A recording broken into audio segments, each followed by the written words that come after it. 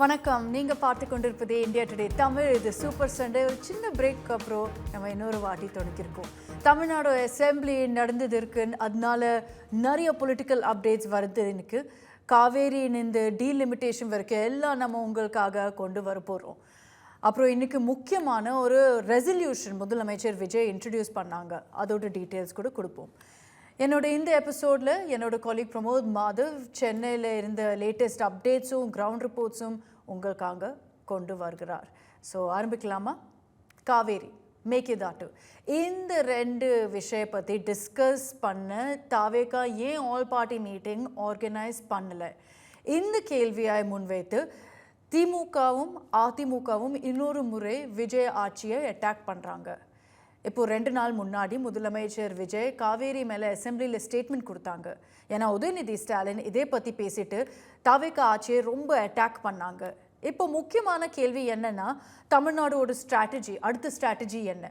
முதலமைச்சர் Vijay கர்நாடகாவோட chief minister, கர்நாடகாவோட முதலமைச்சர் decay சிவகுமாரை சந்திக்க போகிறோமா? இதெல்லாம் இந்த கேள்விகளை கேட்கும் பதிலோட பிரமோத் மாதவ் நமக்கு சென்னையில் இருந்து லேட்டஸ்ட் அப்டேட்ஸும் டீட்டெயில்ஸும் தரப்போகிறாங்க. பார்க்கலாம். ஃபர்ஸ்ட், தமிழ்நாட்டுக்கு சொந்தமான காவிரி நீரை பெறுவதில் பிரச்சனையும் இழுபறியும் இன்னும் நீடிச்சு கொண்டு தான் இருக்குது. இது சட்டசபையிலையும் பெருமளவில் எதிரொலிச்சது. எவ்வளவு தூரம்னா, திமுக அதை சட்டசபையில் கொண்டு வந்து கண்டிப்பாக ஒரு ஆல் பார்ட்டி மீட்டிங், அனைத்து கட்சி கூட்டத்தை கூட்டியே ஆகும்னு சொல்லி அவங்க பேசுகிறாங்க. ஆனால் அதுக்கு தமிழக வெற்றி கழகம் கவர்மெண்ட்டு ரொம்ப தெளிவாக இப்போதைக்கு அதெல்லாம் சூழ்நிலை தேவையில்லை, ஏன்னா ஏற்கனவே ஒரு ரெசல்யூஷன் பாஸ் பண்ணியிருக்கிறோம். இந்த சமயத்தில் ஏன் இப்போ ஒன்று செய்யணும் அப்படின்ற மாதிரி ஒரு ஆல் பார்ட்டி மீட்டிங் ஏன் கூப்பிடணும்னு சொல்கிறாங்க. உதாரணத்துக்கு அந்த சட்டசபை செஷனே ஒரு பெரும் பேச்சு எதிரொலியாக போயிடுச்சு, எங்கெங்கேயோ போயிடுச்சு.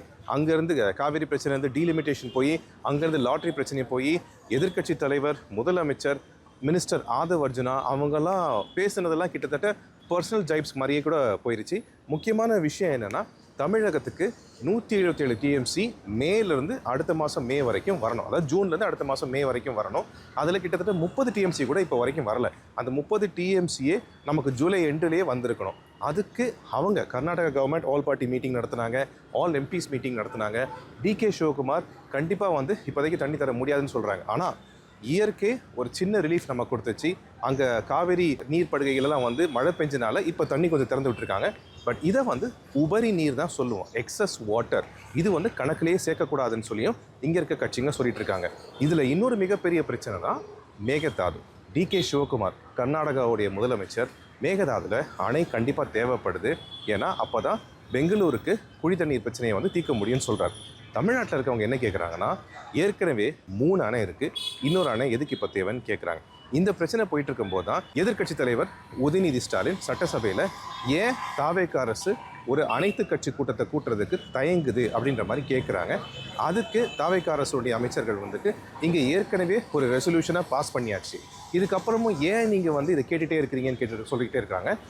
எதிர்க்கட்சி காவேரி பிரச்சனையையும் மேகதாது பிரச்சனையும் சட்டசபையில் அதை சொல்லிகிட்டே இருந்தாங்க, இங்கே எங்களுக்கு ஆல் பார்ட்டி மீட்டிங் வேணும், பல பேர் சொல்கிறாங்கன்னு. இதுக்கு இடையில் உதயநிதி ஸ்டாலின் எதிர்க்கட்சி தலைவர் என்ன சொல்கிறாருன்னா, தாவேகா அரசு ஒரு புது டெக்னிக்கை ஃபாலோ பண்ணுறாங்க. அது என்னன்னா, ஒரு நியூஸை லீக் பண்ணுறாங்க, அதுக்கு ஆக்சுவலாக எப்படி ஒரு எஃபெக்ட் இருக்குன்னு பார்த்துட்டு அதுக்கேற்ற மாதிரி மாற்றுறாங்க. உதாரணத்துக்கு அக்ரிகல்ச்சர் அமைச்சர், அவர் விவசாயத்துறை அமைச்சர் என்ன பண்ணுறாருன்னா, முதலமைச்சர் கர்நாடகா போகிறார் அப்படின்னு சொல்கிறாரு, அதுக்கப்புறம் அவரே இல்லைன்னு சொல்கிறாரு.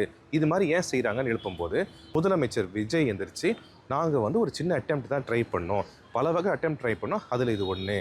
எதிரி நாடுகள்னு சொல்கிற நாடுகளே பேச்சுவார்த்தை நடத்தும் போது நம்ம 2 பேரும் இரு மாநிலம் தானே, மக்களுக்காக அதை கூட செய்யக்கூடாதா அப்படின்னு சொல்லிட்டு, ஆமாம் சில தலைவர்கள் எச்சரிக்கை கொடுத்தாங்க, இது நமக்கு ஒரு இன்சல்ட்டாக கூட போகலாம் அப்படின்னு சொன்னாங்க.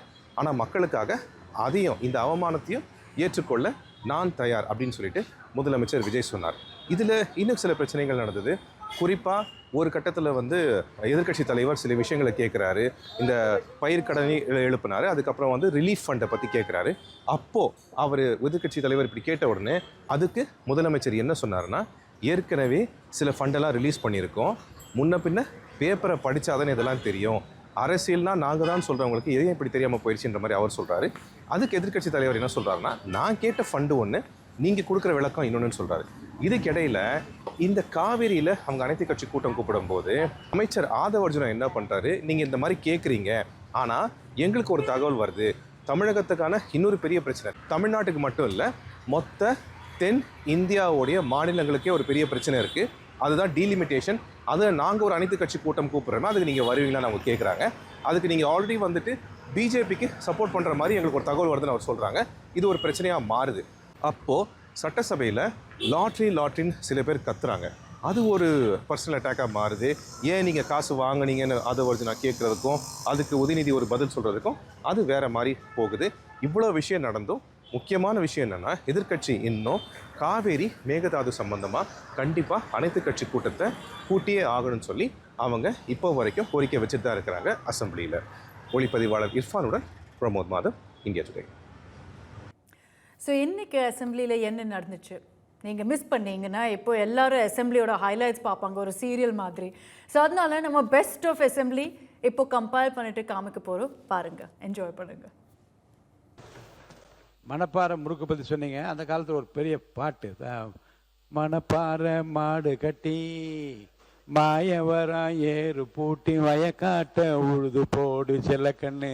இது எங்களை போன்றவர்களாம் ரொம்ப பிடித்தமான பாட்டு. அது மணப்பாறை என்பது ரொம்ப அந்த காலத்திலேருந்து மனதில் நிற்கக்கூடிய ஒரு ஊர். மாண்புமிகு உறுப்பினர், நாங்கள் மக்களுடைய பிரச்சனை, நீங்களாம் ரிலாக்ஸாக இருக்கீங்க, அதான் ஆச்சரியமாக இருக்கு. எங்களுக்கு ரிலாக்ஸாக இருக்கீங்க, நீங்களாம் ரிலாக்ஸாக இருக்கீங்க, நாங்களாம் டென்ஷனாக இருந்தால் இந்த ஐஏஎஸ் இருக்கின்ற மேடையில் இருக்கின்ற இங்கே மக்கள் இருக்கின்ற அதிகாரிகள்லாம் டென்ஷனாக இருப்பாங்க. மாண்பு நீர்வளத்துறை அமைச்சர் அவர்கள். மாண்பு பேரவைத் தலைவர்களே, உறுப்பினர் சொன்னார், இன்னைக்கு காலையில் நேற்று நைட்டும் சரி இன்னைக்கு காலையிலையும் சரி முதலமைச்சர் மாண்பு முதலமைச்சர் இன்னைக்கு ஒரு சின்ன வாய்க்கா பிரச்சனை கூட ஃபோனு அடித்து அதை உடனே சரி செஞ்சாச்சான்னு கேட்கக்கூடிய ஒரு முதலமைச்சராக தான் இருக்கிறார். உங்களோட நீங்களாவது 5 வருஷம் டென்ஷன், நாங்கள் தினந்தோறும் டென்ஷனில் இருக்கிறோம். எதுலையோ எந்த ஒரு சின்ன விஷயமா இருந்தாலும் எங்களுக்கு அப்படி ஒரு பயம் இருக்குது. மாண்புமிகு அமைச்சர் பிஸியாக தான் இருக்கார். அவர் பிஸியாக இருக்கார். ஏன்னா எல்லா கட்சியும் தூண்டார். அவர் பார்த்து புதுசாக வந்த இயக்கம். நாங்கள் 96 நாங்களாம் மந்திரியாகும் போது எங்களுக்கு அதே போல தான் இளைஞர்களும் வந்து எங்களை கேட்பார்கள். இனிமேல் தான் உங்களுக்கு தெரிய போகுது. பாருங்கள், மேடை எதிர்பார்க்க போது பேசும்போது பேசுவது எளிது, நடத்தும் போது தான் தெரியும் கஷ்டங்கள். பாருங்கள், இன்னும் கொஞ்சம் 3 மாதம் தான் ஆயிருக்கு. இப்போ பாருங்கள், விவசாயிகள் போராட்டம் இல்லாமலே 5 ஆண்டு காலம் வாழ்ந்தார்கள். அதை பாராட்டணும். 5 ஆண்டு காலம் தமிழகத்திலே சொன்னாரு. அதுல ஒரு முக்கியமான விவசாயி அண்ணன் மறந்துட்டாரு. எல்லாரும் விவசாயிகள் அண்ணன் ஒவ்வொருத்தரை பத்தியும் சொல்லும் போது ஒரு முக்கியமான விவசாயியை மறந்துட்டாரு. கரும்பு தோட்டத்துக்குள்ள கான்கிரீட் போட்டு நடந்த விவசாயியை பத்தி அண்ணன் சொல்ல மறந்துட்டாரு.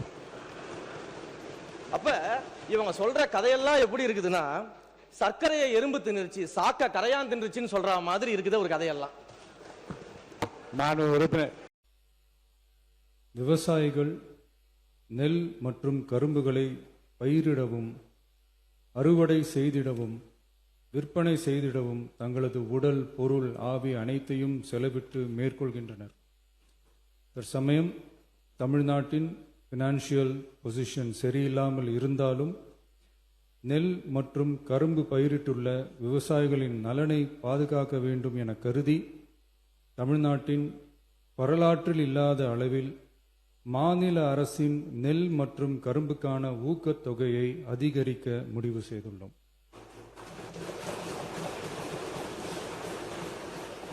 நெல் கொள்முதல் பருவம் வரும் செப்டம்பர் 1ஆம் தேதி தொடங்க இருப்பதால் குறைந்தபட்ச ஆதரவு விலையுடன் மாநில அரசின் ஊக்கத்தொகையாக சன்னரக நெல்லுக்கு குவிண்டால் ஒன்றுக்கு ரூபாய் 289 மற்றும் பொது ரக நெல் ஒன்றுக்கு ரூபாய் 159 என உயர்த்தி சன்னரக நெல் ரூபாய் 2750 பொது ரக நெல் ரூபாய் 2600 என வழங்கப்படும்.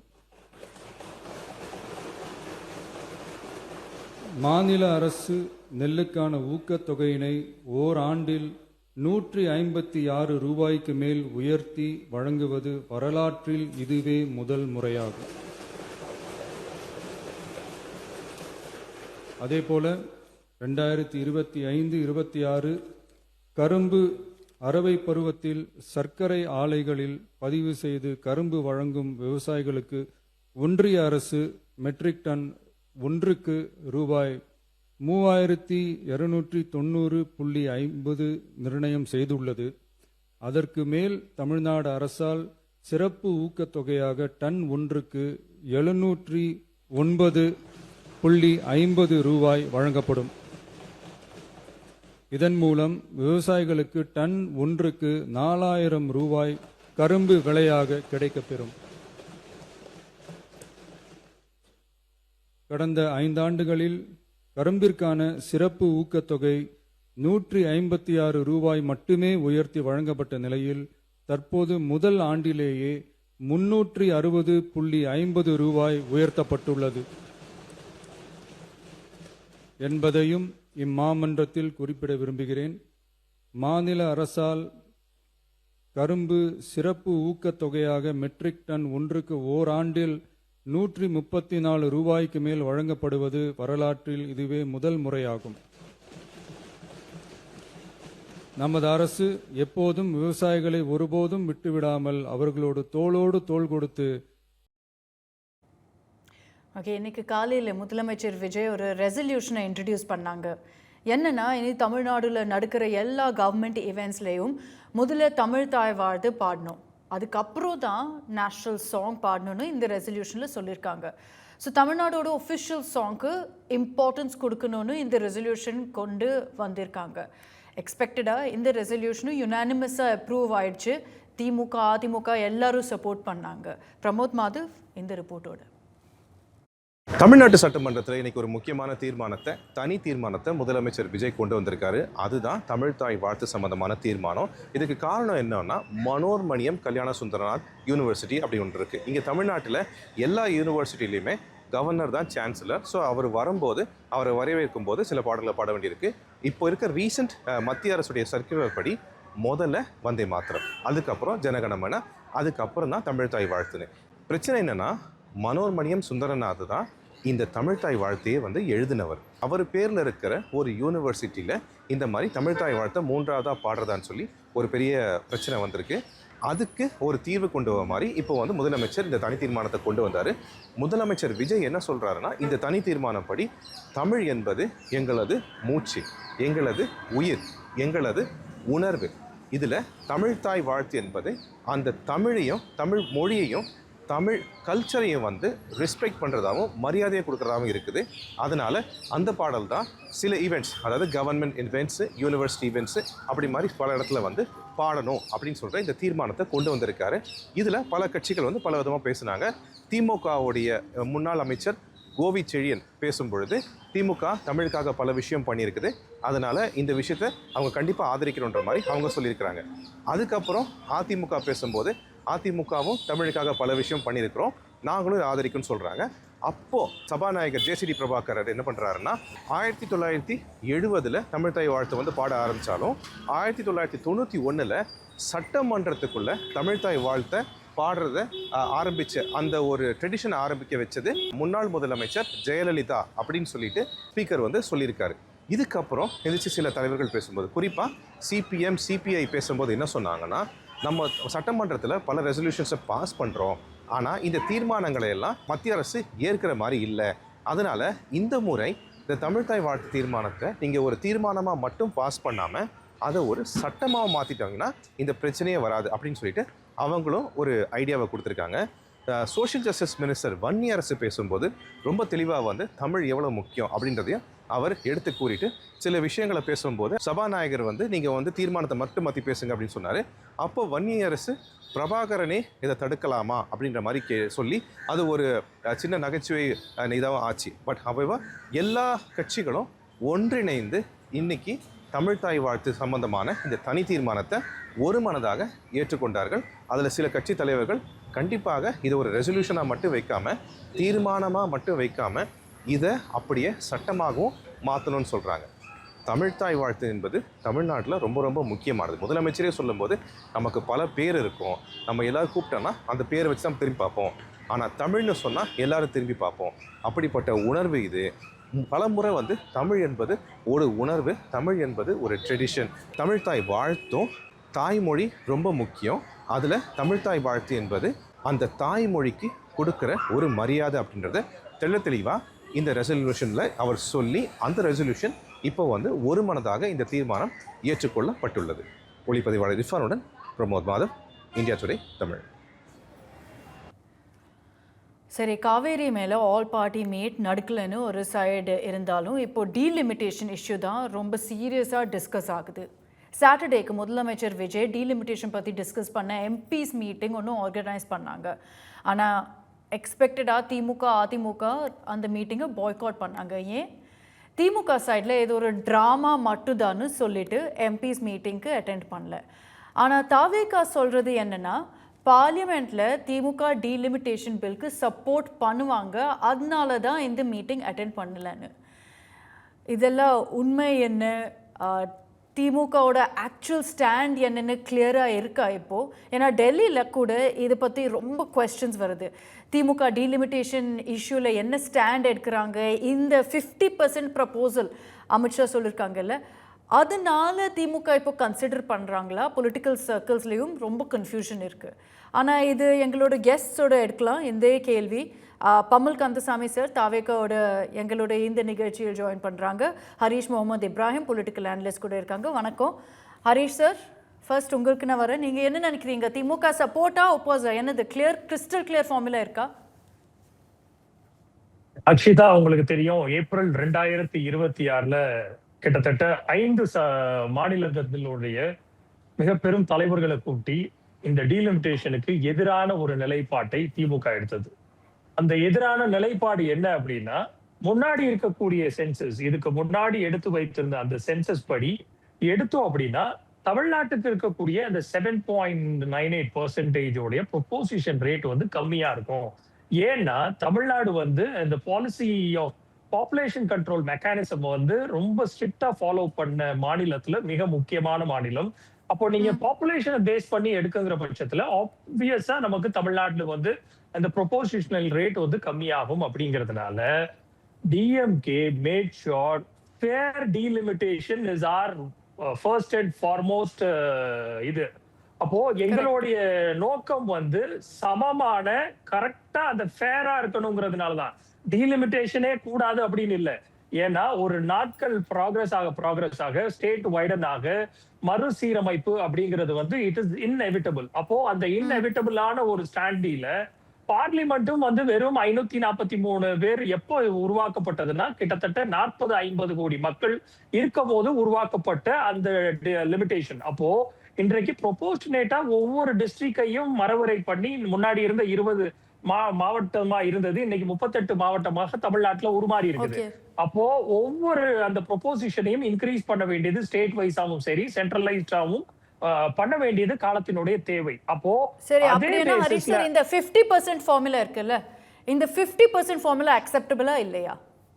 ஆஃப் கோர்ஸ் அதுதான் நாங்க சொல்ல வரோம். அந்த ப்ரொபோர்ஷனேட்ல நீங்க அதே 7.98% எடுத்து 50% ஆஃப் ரிசர்வேஷன் 50 நீங்க மெயின் திங் இஸ் எங்களோடது ஃபர்ஸ்ட் ப்ரிடாமினன்ட் குவெரி வந்து டீலிமிட்டேஷனையும் விமென்னோட ரிசர்வேஷனையும் ரெண்டையும் கம்ப்ளீட்டா ஒன்னா கம்பைன் பண்ணக்கூடாதுன்னு. அத மிஸ்டர் அமித்ஷா வந்து நாங்க அந்த கடைசி காலகட்டத்துல அன்றைய செஷன்ல வந்து லாஸ்ட் 1 hourல வந்து நான் திருப்பி போய் டிராஃப்ட் பண்ணிட்டு வரேன்னு சொல்லியிருந்தாப்ல. சோ இப்போதைய நிலைமைக்கு இனி வரக்கூடிய பார்லிமெண்ட் இந்த செஷன் ஆல்மோஸ்ட் இஸ் கான், இந்த வீக்கோட முடியுது. சோ அப்கமிங் செஷன்ஸ்ல if they bring a draft முதல்ல வரணும். அந்த டிராஃப்ட்ல என்ன இருக்குன்னு பார்க்கணும். வெதர் அதே ஃபேர் லிமிட்டேஷன் தமிழ்நாட்டுக்கும் கொடுக்கப்பட்டிருக்குதா, 7.98% வந்து அப்படியே இருக்குது அப்படிங்கிற பட்சத்துல இந்த 39 சீட்ஸ்ங்கிறது அப்கோர்ஸ் அது வந்து 80 சீட்ஸாக மாறும் ப்ரொபோர்ஷனேட்டா. சோ அப்கோர்ஸ் தமிழ்நாட்டுல 80 எம்பிக்கள். இதுல பெரும் சிக்கல் யாருக்குன்னா காங்கிரஸுக்கு தான் பெரும் சிக்கல். ஏன்னா 543 எம்பிஸ்கள் இருக்கிறது 800 பேராக மாறும்போது இன்றைக்கு காங்கிரஸ் இருக்கக்கூடிய மாநிலங்கள் வந்து மொத்தமே 4 மாநிலங்கள் தான். சோ அவர்கள் இதை வந்து தாவேக்காவை வந்து கூட்டணியில வைத்துக்கொண்டு அவர்களுடைய மிகப்பெரிய ஒரு சர்க்கஸுக்கு இன்றைக்கு தாவேக்கா முன் வைத்திருக்கிறது. இதில் மிக முக்கியமாக பிரவீன் சக்கரவர்த்தி போன்றவர்கள், மிக முக்கியமாக மாணிக் தாக்கூர் போன்றவர்கள் அவர்களுடைய சித்தாந்தத்தை இன்றைக்கு திமுகவுக்கு ஒரு டெஸ்ட் வாட்டரை வந்து எப்படி டெஸ்ட் பண்றதுங்கிறத தாவேக்கா மூலியமாக எடுத்திருக்கிறார்கள். தாவேக்கா வந்து காங்கிரசினுடைய ஒரு பப்பட்டாக இன்றைக்கு மாறி இருக்குது. அது போக இது எப்பவுமே திமுக சொல்வது ஒன்றே ஒண்ணுதான், ஃபேர் டெலிமிட்டேஷன் அது தமிழ்நாட்டு மக்களுக்கு 39 80% பேராக அந்த எம்பிக்கள் மாறுவார்கள். ஆனால் அதை திமுக அந்த டிராப்ட் வரும்போதும் சரி, அதை ஒட்டுமொத்தமாக அந்த பார்லிமெண்ட்ல டேபிள் பண்ணும்போது அதை விலாவாரியாக வைத்து அந்த இடத்துல அதை ஆதரிக்கணுமா இல்ல வேற ஏதாச்சும் சேஞ்சஸுக்கு உட்படுத்தணுமா அப்படிங்கறது எல்லாத்தையுமே திமுகவினுடைய ஹை கமாண்ட் சொல்லும். சோ டிராஃப்ட் பார்த்துட்டு நீங்க டிசைட் பண்ணுவீங்கன்னு. பம்மல் சார், உங்க ஓப்பனிங் காமெண்ட்ஸ். திமுக என்ன சொல்றாங்கன்னா, தாவேகா ஏன் இவ்ளோ டீலிமிட்டேஷன் பத்தி பேசுறாங்க? ஏன்னா காங்கிரஸோட பிரஷர் இருக்குன்னு. யாருடைய பிரஷரும் கிடையாது. காங்கிரஸ் எங்களுடைய கூட்டணிக்கு வருவதற்கு முன்னாடியே டீலிமிட்டேஷனை பத்தி நாங்க 4 பக்கம் ஒரு அறிக்கையே கொடுத்திருக்காரு எங்களுடைய தளபதி. எங்களுடைய நிலைப்பாடு அன்னைக்கு இன்னைக்கும் ஒண்ணுதான். டீலிமிட்டேஷன்ல சீட் ஃப்ரீஸ் அப்படிங்கிறது 1976ல எப்படி இருந்ததோ 2001ல எப்படி இருந்ததோ அதே தான் கண்டினியூ ஆகணும். ஏன் அப்படின்னா அண்ணா இப்ப பேசினார்ல, அவரே சொன்னாரு, அந்த மக்கள் தொகை இதுல கட்டுப்பாடுல சவுத் இந்தியாவும் சரி தமிழ்நாடும் சரி அதை கரெக்டா ஃபாலோ பண்ணதுக்காக ஒரு தண்டனை நமக்கு கிடைச்சிடக்கூடாது. அது ரொம்ப முக்கியம். ஏன் அப்படின்னா இப்போ 76ல சென்செக்ஸ் எடுக்கும்போது மக்கள் தொகை அடிப்படையில ஃப்ரீஸ் பண்றாங்க. 2001 அதே சென்செக்ஸ் அடிப்படையில, ஆனா பவுண்டரிஸ் மட்டும் மாத்துறாங்க. இப்ப எங்களுக்கு இப்ப இந்த மக்கள் தொகை கட்டுப்பாடுல தமிழ்நாடு சவுத் இந்தியா ஃபேரா நடந்துகிட்டதுனால அதுக்கு ஒரு தண்டனையா இந்த டீலிமிட்டேஷன் வரக்கூடாது அப்படிங்கிறதுக்காக இந்த நம்பர்ஸ இன்னும் ஒரு 25 வருஷம் ஃப்ரீஸ் பண்ணி வைக்கிறதுல எந்த தவறும் கிடையாது அப்படிங்கறதா எங்களுடைய நிலைப்பாடு. நீங்க இதை ஃப்ரீஸ் பண்ணி வச்சுட்டு இன்னைக்கு டெக்னாலஜி எங்கேயோ வளர்ந்துருச்சு. டெக்னாலஜியை வச்சு முன்னாடி ஒவ்வொருத்தரையும் போய் அப்ரோச் பண்றதோ இல்ல ஒரு பெரிய இடத்துல போய் ஒர்க் பண்றதோ ரொம்ப பெரிய விஷயமா இருக்கும். இப்ப டெக்னாலஜி அது எல்லாத்தையுமே அடாப்ட் பண்ண அந்த ஒர்க்கிங் கெப்பாசிட்டி அதிகரிச்சுக்கிட்டே தான் இருக்குமே தவிர கம்மியாகாது. அதனால அன்னைக்குள்ள டெக்னாலஜி வேற இன்னைக்குள்ள டெக்னாலஜி வேற. ஒரு 25 வருஷத்துக்கு அகைன் இத ஃப்ரீஸ் பண்ணி சரி ஓகே சார். ஆனா பவன் சார், சரி ஓகே, அப்படினா சொல்யூஷன் என்னது?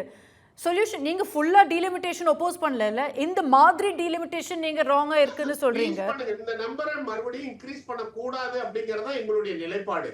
ஏன் அப்படின்னா நீங்க இந்த நம்பர்ஸ் இன்க்ரீஸ் பண்ணனா எதை வச்சு இன்க்ரீஸ் பண்ணுவீங்க? அண்ணா சொன்னாரு 50% இல்ல, நீங்க சொன்ன மாதிரி 50% இன்க்ரீஸ் பண்ணா அந்த பர்சன்டேஜ் எல்லாம் கம்மியாகாது, ப்ரொபோர்ஷனேட்டா இருக்கும், எல்லாத்துலயும் இதே இது இருக்கும்னு.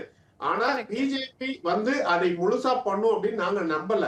50% ஏத்திட்டு 2027ல மறுபடியும் மக்கள் தொகை கணக்கெடுப்பு வரும்போது அதுல சில மாற்றங்களை கொண்டு வருவாங்க அப்படிங்கிறது தான் செய்தியா இருக்கு. அப்போ நமக்கு இன்க்ரீஸ் ஆனது முன்ன பின்ன கம்மியாயிடுச்சு அப்படின்னா அது நமக்கு மைனஸ் ஆயிடும். அதனால அடுத்த 25 வருஷத்துக்கும் இதே நம்பர்ஸை ஃப்ரீஸ் பண்ணி வச்சுக்கிட்டு அதுக்கப்புறம் இதை பேசலாம் அப்படிங்கறதா எங்களுடைய நிலைப்பாடு. ஓகே, சோ இப்போதைக்கு சேம் நம்பரை வைக்கணும், சேஞ்ச் பண்ண கூடாதுன்னு நீங்க சொல்றீங்க. ஆனா காங்கிரஸ் பிரஷர் சொல்றாங்க சார். காங்கிரஸ் என்ன வேணாலும் சொல்லட்டுங்க, இது எங்களுடைய நிலைப்பாடு இன்னைக்கு உள்ளது இல்ல, ஏற்கனவே எடுத்த நிலைப்பாடு. நாங்க சொல்றது நீங்க கூட்டணியில இருக்கீங்க சார். இல்லங்க, இது தமிழ்நாடு இது அடிப்படையில தாவேகா ஏற்கனவே எடுத்த முடிவு. இன்னைக்கு கூட்டணியில இருக்கோங்கிறதுக்காக எடுத்த முடிவு இல்ல. நீங்க எங்களுடைய அறிக்கையை பழச நீங்க போய் பாருங்க. நீங்க மறுபடியும் 2001ல எப்படி பவுண்டரிஸ மாத்திக்கிட்டீங்களோ அதே மாதிரி பவுண்டரிஸ் மாத்திக்கலாம். மக்கள் தொகை சென்செக்ஸ் அடிப்படையில பவுண்டரிஸ மாத்தி மறுபடியும் இதே நம்பரை ஃப்ரீஸ் பண்ணலாம். சோ ஹரிஷ் சார், இந்த மாதிரி ஸ்டாண்ட் டிஎம்கே ஏன் எடுக்கல? திமுக ஏன் இப்போ நீங்க சொல்றீங்க சரி பார்க்கலாம், டிராஃப்ட் வரட்டும் அதுக்கப்புறம் டிசைட் பண்ணுவோன்னு? அஃப்கோர்ஸ் நான் முதல்ல சொல்றது தாவேகாவுக்கு ஒரு எக்ஸ்டர்னல் பிரஷர் காங்கிரஸ்னால் கொடுக்கப்படுதுங்கிறது உண்மை. ஒரு நிமிஷம், டெல்லியில தாவேகா எல்லாரும் இதே சொல்றாங்க, திமுக மேல பிஜேபியோட பிரஷர் இருக்குன்னு. பிஜேபியினுடைய பிரஷர் 5 வருடங்களாக இடது கையால தவிர்த்து விட்டு ஆளுநரை சட்டப்பேரவையில இருந்து ஓட வைத்த இயக்கம் திராவிட முன்னேற்ற கழக இயக்கம். எந்த காரணத்தை கொண்டும் பிஜேபியினுடைய எந்த பிரஷருக்கும் கடைசி காலம் வரைக்கும் மிஸ்டர் ஆளுநர் RN ரவியை இதே தாவேகாவினுடைய அமைச்சரவையில ஒட்டுமொத்தமாக நீங்க முன்னாடியே சொன்ன மாதிரி வந்தே மாதரம் பாடல், தேசிய கீதம் கடைசியில பாடணுங்கிற நிலைமையில கூட அவர்கள் வாய்மூடி மௌனமாக இருக்கிறார்கள். ஆனா கொடுத்த கமாவை வாசிக்கவில்லை என்பதற்காக RN ரவி தெரிச்சு ஓடினார் திமுகவினுடைய அந்த அமைச்சரவையில. அப்போ இந்த பிரஷர் அந்த டாக்டிக்ஸ் எல்லாம் 1949 ராபின்சன் பூங்கால ஆரம்பிக்கப்பட்ட அந்த இயக்கம் இந்த நிமிஷம் வரைக்கும் அதுக்கு கிஞ்சித்தும் பயப்பட்டது கிடையாது. ஆரியத்துக்கு நேர் எதிராக நின்று துவம்சம் செய்யற ஒரு இயக்கமாக இருப்பதனால் மட்டும்தான் இன்றைக்கு பாஜகவினுடைய கைப்பாவையாக தாவேகா இருக்குதுங்கிறத கட்டத்தெல்லாம் தாண்டி இன்றைக்கு ஒட்டுமொத்தமாக காங்கிரசினுடைய கைப்பாவை நான் ஏன் சொல்றேன் வர்றேன்னு கேளுங்க. இதே ஏப்ரல் மாசம் டீலிமிட்டேஷனுக்கு எதிராக அன்றைக்கு நடந்தது ஃபேர் டீலிமிட்டேஷன். ஈவன் நீங்க ரிப்பன் பில்டிங்ல அந்த ஒட்டுமொத்தமான அந்த பேக்ரவுண்ட பார்த்தாலும் சரி, அந்த ஃபேர் டீலிமிட்டேஷனுக்கு எதிராக கூடின 5 மாநிலத்தினுடைய மிக முக்கியமான ஆளுமைகள் கூடின இடத்துலயும் ஃபேர் டீலிமிட்டேஷன் மட்டும்தான் அந்த பேக்ரவுண்ட் இருக்கும். சோ என்றைக்குமே திமுக வந்து டீலிமிட்டேஷனுக்கு எதிரான நிலைப்பாடை எடுத்ததில்லை. சமமாக தமிழகத்திற்கு உரிய வாய்ப்புகளை கரெக்டாக அதே பெர்சன்டேஜ் விகிதாச்சார அடிப்படையில அது சஸ்டெயின் ஆச்சு அப்படிங்கிற பட்சத்துல we don't have any அதுல எந்த கொஸ்டினையும் உட்படுத்த வேண்டாம். ஆனால் காங்கிரஸ் அன்றைக்கு ஃபேர் டீலிமிட்டேஷன் கூட்டத்திலையும் இருந்துச்சு, இன்னைக்கு அப்படியே நோ டீலிமிட்டேஷன் கூட்டத்திலையும் கலந்துக்கிறது. அதே டீலிமிட்டேஷனுக்கு எதிராக அன்றைக்கு இன்றைக்கு இருக்கக்கூடிய சுகாதாரத்துறை அமைச்சர் திரு அருண்ராஜ் IRS ஆபீசர் அவர்கள் அன்றைக்கு டீலிமிட்டேஷன் எல்லாம் ஒரு மிக முக்கியமான பிரச்சனையே இல்ல தமிழ்நாட்டுல அப்படின்னு சொன்ன இன்றைக்கு அதே ஒரு அமைச்சர் இன்றைக்கு ஒட்டுமொத்தமாக நோ டீலிமிட்டேஷன்ங்கிற இடத்துல வந்து உட்கார்ந்திருக்கிறார். அப்போ இந்த இடத்துல ஒரே ஒரு செகண்ட் லாஸ்ட் 30 செகண்ட்ஸ் தான் இருக்கு, அதனால தான். Okay go ahead Pamal sir. அதாவது அண்ணன் சொன்னாரு எப்போதுமே நான் திமுக வந்து பாஜகவுக்கு அடிபணிந்ததே இல்லை அப்படின்னு. அப்படிலாம் கிடையாது. திமுக எப்போதுமே ஆளுங்கட்சியா இருக்கும்போது ஒரு மாதிரியும் எதிர்கட்சியில இருக்கும்போது ஒரு மாதிரியும் நடந்து கொண்டதான். அவங்களால வந்து ஆட்சியில இருக்கவே முடியாது. பல சமயங்கள்ல ஆட்சியில இருக்கும் போதே இந்த டாஸ்மார்க் இஷ்யூ எல்லாம் வரும்போது மகனுக்காக அப்பாவும், KNR இஷ்யூ வரும்போது அப்பாவுக்காக மகனும் போய் அடிபணிந்த கதைகள்லாம் எல்லாருக்குமே தெரியும். அதனால இது மட்டும் இல்ல, பல்வேறு விதங்கள்ல பல்வேறு விதங்கள்ல மத்திய அரசுல அங்கம் வைக்கும் போதும் சரி, தமிழ்நாடு அரசுல அங்க இருக்கும் போதும் சரி, பல சமயங்கள்ல தமிழகத்துக்கு பாதகமான பல செயல்கள்ல அவர்களுடைய அரசியல் ஆதாயத்துக்காக விட்டு கொடுத்த சரித்திரமே இருக்கு. அது முழுசாவே தெரியும். அதனால திமுக இன்னைக்கு வந்து எங்கேயுமே இப்ப ஆட்சியில இல்ல. நான் சொல்றேன், ஏன்னா எழுதி வச்சுக்கோங்க, 2029 எலெக்ஷன்ல திமுக பாஜகவுடன் கூட்டணியில் இருக்க போகிறது. பாஜகவோட சேர்ந்துதான் எலெக்ஷனே சந்திக்க போகுது. அதனால எப்படி வேணாலும் இருக்கட்டும், பில் எப்படி இவர்கள் வெளிநடப்பு செய்வார்கள் அல்லது ஆதரித்து ஓட்டு போடுவார்கள். எழுதி வச்சுக்கோங்க, அன்னைக்கு நம்ம பேசுவோம். திருப்பியும் சொல்றேன், ஃபேர் டீலிமிட்டேஷனாக தமிழ்நாட்டினுடைய விகிதாச்சாரங்கள் அப்படி ப்ரொபோர்ஷனேட்டா இருந்துச்சுன்னா திமுக ஆதரிக்கிறதுனால எந்த பிரச்சனையும் வந்த போறது இல்ல. நம்பர் 1. நம்பர் 2, திமுக வந்து இந்த 75 ஆண்டு கால அரசியல் வரலாற்றுல 50 ஆண்டு காலமாக வெறும் எதிர்கட்சியாகவே இருந்த ஒரு இயக்கம். சோ திமுக வந்து எதிர்கட்சியாக ஆளுங்கட்சியாக அவர்கள் துடிப்பார்கள் அப்படிங்கறதெல்லாம் கிடையாது. முன்னமே சொல்ல போனா எதிர்கட்சியா இருக்கும் போதுதான் திமுக இன்னும் 10 மடங்கு வலிமையோட என்றைக்குமே போராடும். சோ அப்படி இருக்கும் போது தாவேகா ரெடியா இருந்துங்க ஃபேஸ் பண்றதுக்கு. சரி sir, sorry sir, Pamal sir, time இல்லை எனக்கு, இங்கிலீஷ் சேனல்ல லைவ் போகணும், அதனால இது ரேப் அப் பண்றேன் இப்போ. ரொம்ப நன்றி ஹரீஷ் சாரும் பமல் சார் எங்களோட இந்த நிகழ்ச்சியை ஜாயின் பண்ணதுக்கு. இந்த நிகழ்ச்சியில் டைம் அவ்வளோதான். மிக நன்றி எங்களோட இந்த எபிசோட்ல ஜாயின் பண்ணதுக்கு. மீண்டும் சந்திப்போம். வணக்கம்.